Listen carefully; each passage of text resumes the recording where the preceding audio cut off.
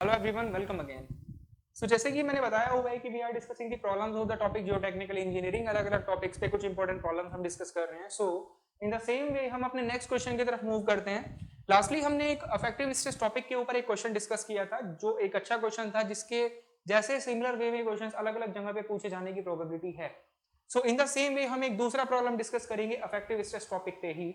उससे क्या होगा, जो चीजें मैंने आपको लास्ट लेक्चर में लास्ट क्वेश्चन में बताई थी, ठीक है, कि किस तरह से प्रेशर हेड, किस तरह से टोटल स्ट्रेस कैलकुलेट करना है, उन्हीं को आप यहाँ पे अगर दोबारा अप्लाई करोगे तो उससे फायदा ये होगा कि वो कॉन्सेप्ट्स हमें एक तरह से रिवाइज हो जाएंगे और ज्यादा उनके बारे में क्लियरिटी आ जाएगी। ठीक है, उनकी हमें प्रैक्टिस हो जाएगी। ठीक है, सबसे पहले मैं क्वेश्चन रीड कर देता हूँ आप लोगों के लिए। So the question is that, question हमें बेसिकली क्या कह रहा है, द क्वेश्चन इज सेइंग कि the saturated unit weight of sand in the bed of a pond 20 meter deep. The saturated unit weight of sand in the bed of a pond 20 meter deep is 20 kilonewton per meter cube. First of all, इस information के basis पे आपको एक diagram बनाना है, ठीक है, जो इस कंडीशन को रिप्रेजेंट करेगा। तो बेसिकली क्या कहा जा रहा है हमें कि कोई एक पॉन्ड है, आपके पास कोई एक पॉन्ड है, you have a pond like this. इस पॉन्ड की जो डेप्थ है वो कितनी है, the depth of this pond is how much, 20 metre, 20 metre. And this is the bottom of this pond, this is the bottom of this pond. इसको मैं बोल देता हूं bed of this pond, this is the bed of this pond which is at a depth of 20 metre.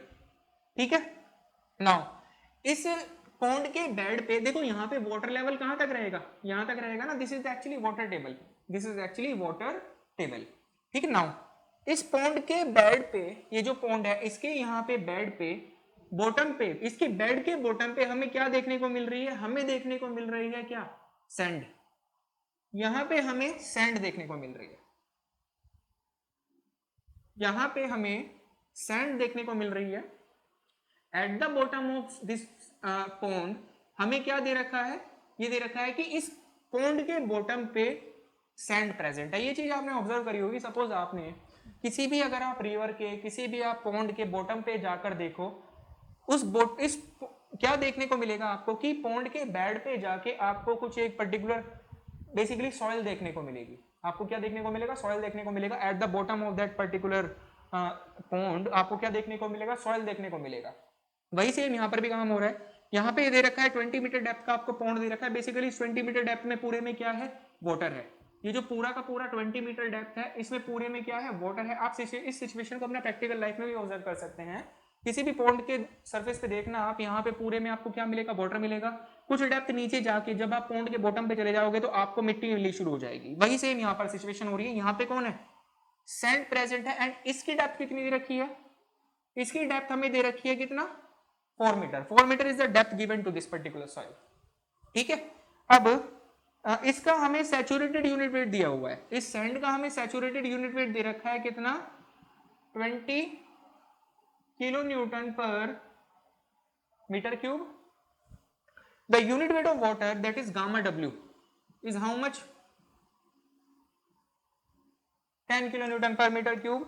Now the effective stress at 4 meter below the bed level of pond is, the effective stress at 4 meter below the bed level of the pond is, ये question में पूछा जा रहा है कि इस pond के bed level से 4 मीटर डेप्थ नीचे अफेक्टिव स्ट्रेस की वैल्यू क्या रहेगी, बेसिकली यहां पे पूछ रहे हैं। ठीक है, यहां पे what will be the value of effective stress at this particular point, ये आपसे पूछा जा रहा है। ठीक है, तो देखो कैसे कैलकुलेट करना है, सिंपल है बिल्कुल एकदम। अगर वो स्टेप्स आपको याद है तो बहुत इजीली यहाँ पे इफेक्टिव स्ट्रेस हम कैलकुलेट कर लेंगे। सबसे पहली बात तो इफेक्टिव स्ट्रेस कैलकुलेट करना है, वही रिलेशन अपना, total stress is equals to effective stress plus pore water pressure. This sigma is total stress, sigma bar effective stress, u is what, pore water pressure. So यहां से effective stress will be what, sigma minus u, यानी कि total stress minus pore water pressure will be equals to what, effective stress. ये क्या है, this is effective stress actually. ठीक है, this is effective stress. ठीक, अब पहले कैलकुलेट करना होगा किसकी वैल्यू, टोटल स्ट्रेस की वैल्यू, फिर पोर वाटर प्रेशर कैलकुलेट करना होगा, इनको माइनस करा के अफेक्टिव स्ट्रेस कैलकुलेट करोगे। ये मैं ऑलरेडी बता चुका हूं, you can not calculate the value of effective stress directly, you will have to calculate it indirectly. Indirectly ये इनडायरेक्टली ही तो कैलकुलेट कर रहे हैं इसे, पहले ये कैलकुलेट कर रहे हैं फिर ये कैलकुलेट कर रहे हैं, माइनस करा कर ये कैलकुलेट कर रहे हैं, ये इनडायरेक्ट अप्रोच है। ठीक, तो टोटल स्ट्रेस कैलकुलेट करते हैं। टोटल स्ट्रेस एट कहां पे, इस सेक्शन पे, यहां पे, ठीक है, इसे मैं लिख देता हूं एट, या चलो इसको टोटल स्ट्रेस कैलकुलेट कर रहे हैं, आपको पता है कहां पे करना है, यहां पे कैलकुलेट करना है। तो कैसे करें कैलकुलेट, वही सेम टू सेम स्टेप्स, जिस भी सेक्शन पे आपको टोटल स्ट्रेस कैलकुलेट करना है उस सेक्शन से ऊपर जो भी मटेरियल प्रेजेंट है, उस सेक्शन से ऊपर जो भी मटेरियल प्रेजेंट है उस मटेरियल का यूनिट वेट मल्टीप्लाई करा दो कितनी पर्टिकुलर डेप्थ में वो वाला मटेरियल प्रेजेंट है। Listen to this statement again, जिस भी सेक्शन पे टोटल स्ट्रेस पता करना है उस पर्टिकुलर सेक्शन से ऊपर जो भी मटेरियल प्रेजेंट है उस मटेरियल का यूनिट वेट इनटू उस मटेरियल की डेप्थ, कितनी डेप्थ में वो मटेरियल प्रेजेंट है। सो यहां पे अगर हम देखें इस सेक्शन से ऊपर इस 20 मीटर डेप्थ तक तो आपका क्या है, वाटर है, इस 20 मीटर डेप्थ तक आपका क्या है, वाटर है। सो हम क्या करेंगे, वाटर का यूनिट वेट मल्टीप्लाई कराएंगे किससे, इसकी डेप्थ से, दैट इज 20 मीटर, प्लस इस पर्टिकुलर पोर्शन में सॉइल प्रेजेंट है, सो हम क्या करेंगे, सॉइल का यूनिट वेट मल्टीप्लाई कराएंगे इसकी डेप्थ से, that is gamma saturated of the soil into 4 metre. ठीक है, अब वैल्यूज पुट करते हैं, गामा डब्ल्यू कितना है 10 into 20 plus gamma saturated is how much 20 into 4, तो ये कितना हो जाएगा आपके पास 200 प्लस 280, ये टोटल हो जाएगा आपके पास 280 kilo newton per metre square, यानी कि total stress is how much 280 kilo newton per metre square. 280 kilo newton per metre square is the value of this total stress. Now total stress calculate कर लिया, अब बात आती है किसकी, पोर water pressure की। पोर वाटर प्रेशर कैलकुलेट करना है, देखो सो पोर वाटर प्रेशर के लिए हम जानते हैं क्या होता है, gamma W into H, and what is this H, this H is the pressure head. किस हेड पे, सेक्शन पे, जिस भी सेक्शन पे आप पोर वाटर प्रेशर की वैल्यू कैलकुलेट करना चाह रहे हो उसी सेक्शन पे प्रेशर हेड की वैल्यू हमें लिखनी है।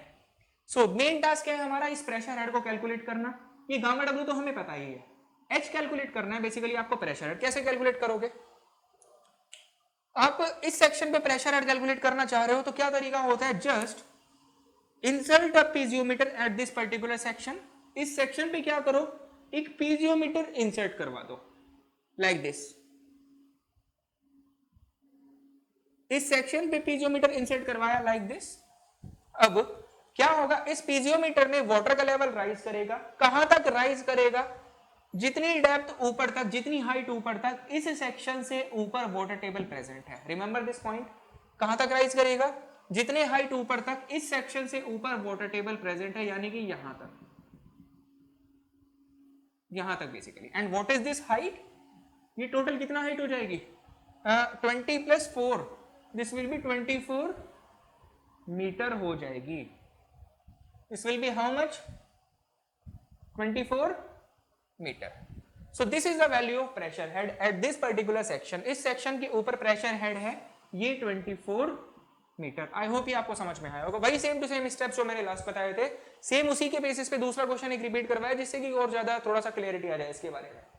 तो जस्ट कैलकुलेट करेंगे यू की वैल्यू। सो यू कितना हो जाएगा, यहाँ पे gamma W is how much 10 into 24, that will becomes 240 kilo newton per metre square, 240 kilo newton per metre square. Now अब आपके पास क्या बचता है, अब आपके पास बचता है अफेक्टिव स्ट्रेस कैलकुलेट करना। ये है अफेक्टिव स्ट्रेस के लिए formula, just put down the values and get the answer. ठीक है, वैल्यू जस्ट पुट करेंगे, क्या हो जाएगा, ये total stress is how much 280 minus pore water pressure is how much 240। So 280 minus 240 will be 40 kilonewton per meter square. This is the value of effective stress at this particular section.